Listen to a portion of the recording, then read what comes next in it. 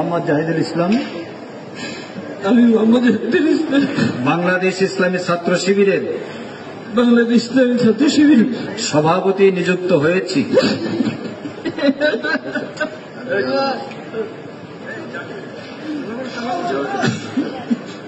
সভাপতি নিযুক্ত হয়েছি। বলো পরো পরো, আর একটু পড়তে শুনতে হবে তো, শপথ তো এটা। সভাপতি নিযুক্ত হয়েছি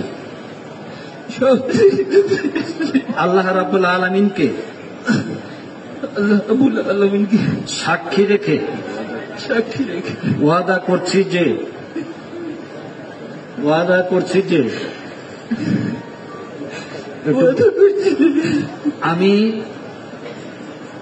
আমি শিবিরের মূল উদ্দেশ্য হাসিল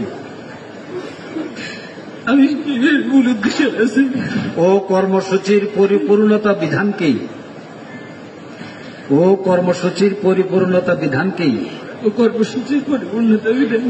আমার সর্বপ্রধান কর্তব্য বলে মনে করব। নিজে শিবিরের সংবিধান মেনে চলব এবং এর ভিত্তিতে